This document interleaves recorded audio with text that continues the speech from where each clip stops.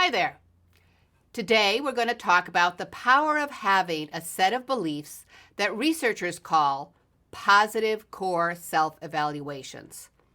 Let's begin by talking about what we mean by core self-evaluations, because you have them, I have them, and everyone else has them. And they're quietly but powerfully affecting our decisions every day, for better and for worse. We usually don't think much about how our unconscious beliefs affect our abilities to achieve our goals, but researchers around the world think about this a lot. And some of these researchers found that each of us evaluates ourselves in 4 specific areas. The first is our self-esteem, and this refers to our beliefs about our overall worth as a person. Now, self-esteem refers to how we think about ourselves in general, which is not the same as how we describe ourselves in specific areas. For example, thinking I'm an introvert or an extrovert, or at specific times. For example, thinking today I'm feeling pretty good about myself. Researchers would assess your self-esteem with survey questions such as, overall, I am satisfied with myself. We also evaluate ourselves, remember, consciously or unconsciously, in an area that researchers call self-efficacy. This refers to our beliefs about our abilities to complete our tasks and achieve our goals. Researchers would assess your self-efficacy with a simple survey question such as, I complete tasks successfully. A third way we evaluate ourselves is through our beliefs about what researchers call our locus of control. This refers to how much we believe our efforts, rather than fate, luck, or other external influences, can have an impact on ourselves, others, and life outcomes. A survey question to assess your locus of control would be something like, I determine what will happen in my life. Emotional stability refers to our beliefs about the degree to which we can effectively cope with the ups and downs of everyday life. A survey question to assess your emotional stability would be something like, I'm capable of coping with most of my problems. Keep in mind that core self-evaluations refer to our general and fundamental assumptions about ourselves and our abilities to achieve our goals, not our assessment of ourselves and our abilities in any specific situation, such as performing well on a particular test or giving a good presentations, or a specific domain, such as in our specific roles as a student, an engineer, a teacher, an artist, or a parent.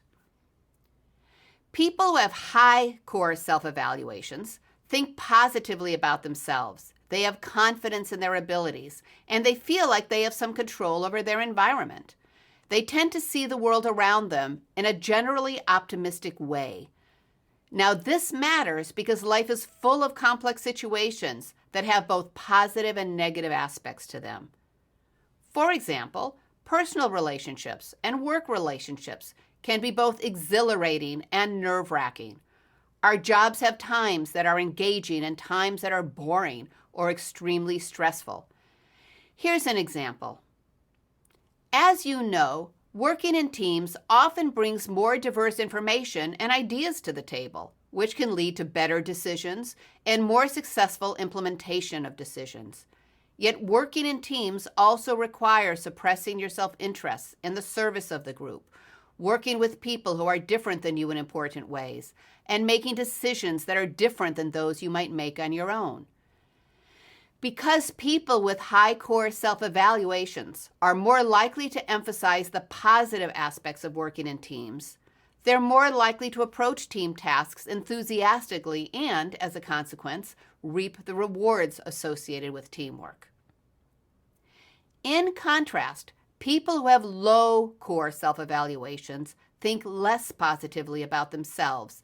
They have less confidence in their abilities, and they believe they have little control over what happens to them. They are more likely to focus on the negative when assessing the environment around them. As a result, they're likely to experience more stress and anxiety in these situations. When working in teams, for example, they may be more likely to focus on the challenges of working in teams, the fact that they may have to agree to support team decisions that they don't completely agree with, or that the team may take longer to make decisions than the individual could make on one's own, or that the delegation of the team's work may not be exactly 100% equal and fair, or that everyone on the team may not be equally competent. Because people with low core self-evaluations are likely to focus on the potential costs of working in teams rather than the potential benefits, they may be more hesitant to join teams and less likely to engage productively when they're in team situations. As poet John Milton said over 350 years ago, the mind is a place of its own, and in itself can make a heaven out of hell and a hell out of heaven. In a review of 149 studies about the impact of core self-evaluations, researcher Daisy Chung and her colleagues concluded that people with high core self-evaluations tend to have higher work motivation and take on more challenging tasks, and are even more satisfied when their work involves complex tasks. They tend to go above and beyond the call of duty more frequently. They persist longer to achieve desired outcomes, and they react more constructively to change. They tend to work more positively with others, and they experience less stress and burnout at work. Consequently, they are more likely to be satisfied with their lives in general.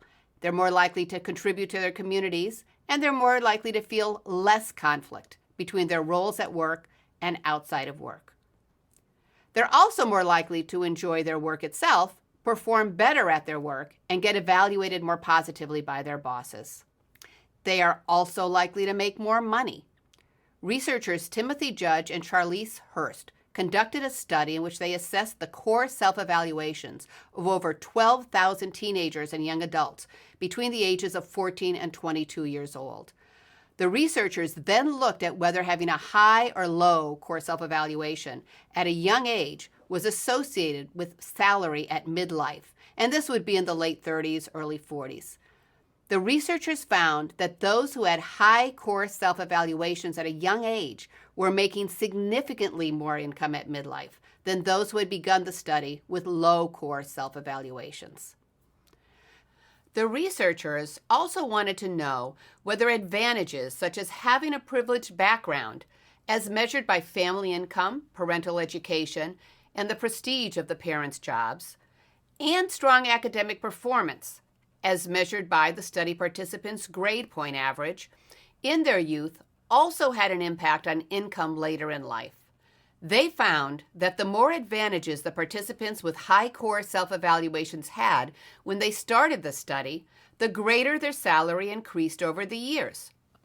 Specifically, the participants who had privileged upbringings as well as high core self-evaluations, on average were making over $35,000 more each year.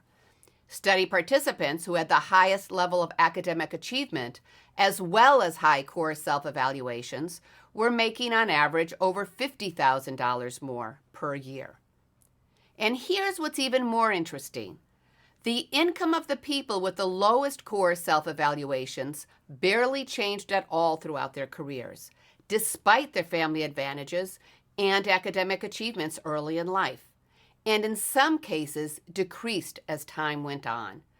In fact, their salaries at midlife on average were lower than those who didn't have privileged backgrounds or strong academic achievement, but who had high core self-evaluations when they were younger.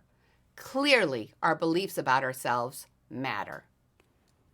Now, researchers believe that the difference in midlife income between people with high and low core self-evaluations is due in large part to the degree in which they capitalize on opportunities. They believe that people with high core self-evaluations are more likely to see opportunities that others miss, and they are more likely to proactively act on these opportunities. Consequently, people with high core self-evaluations tend to get themselves on a positive spiral in which the rewards multiply over the years. In contrast, people with low core self-evaluations may get themselves on a negative spiral throughout the years, which ends up being reflected in their job options and their income. The research on core self-evaluations gives us some insight into why some people who seem to have everything going for them early in life, such as a privileged background and high grades, never reach their potential. It also gives us some insight into why some people who don't have these early advantages can succeed despite obstacles. For all the power that our beliefs have in our ability to achieve our goals in life, most of us are remarkably unaware of our fundamental belief systems and how they affect our everyday choices. But not you anymore, because you're taking this course and maybe even reading the companion book about the science of success. Our beliefs influence how high we set our goals and the strategies we use to achieve those goals. Our beliefs influence our levels of effort, persistence, and resilience. They influence whether we capitalize on opportunities or stand on the sidelines and watch opportunities pass us by. They influence how we raise our children, how we interact with our loved ones at home, how we handle our jobs, and how we manage our careers. In order to use the knowledge from the research on the power of beliefs wisely rather than naively, it's important to keep the following caveats in mind. First, the growth mindset and high core self-evaluations, like anything else, can be a problem if taken too far. If you are too sure of your abilities, you can overestimate your current abilities and underestimate the time you need to finish a job well, and then you may not be able to finish what you start with high quality or on time. If you have too high a sense of control over your life, it may be hard for you to find peace when you confront something that you can't change or fix. Sometimes, as the Buddhists say, you just have to let it go. If your self-esteem is untempered by critical self-reflection and empathy toward others, it can turn into narcissistic tendencies. In fact, researchers Adam Grant at the Wharton School at the University of Pennsylvania and Amy Wisniewski at the School of Management at Yale found that people who have high core self-evaluations who are also other-oriented and who had a sense of duty were more likely to achieve better work results. Another caveat to remember is that it's naive to assume that anyone can do anything if they just have a growth mindset, believe in themselves, and try hard enough. Some people need more support than others, and they're more likely to thrive when given this extra support. For example, first-generation college students may need more support in learning how to navigate the college environment so they can strategize how they can best channel their efforts and not lose out on opportunities that they're not even aware of. People who don't have access to transportation or quality daycare may have a harder time navigating the professional world despite their best efforts. And people with illnesses and disabilities, including disabilities that aren't visible to others, may face additional hurdles that make it more challenging to achieve their goals without additional support. The main point you should take away from learning about the growth mindset and positive core self-evaluations is that your beliefs powerfully affect your future, and you can shape your beliefs in ways that can help you achieve success. Regardless of where you start out in life, your beliefs will significantly influence where you end up in life. People who achieve their goals know that people aren't born successful, they become successful.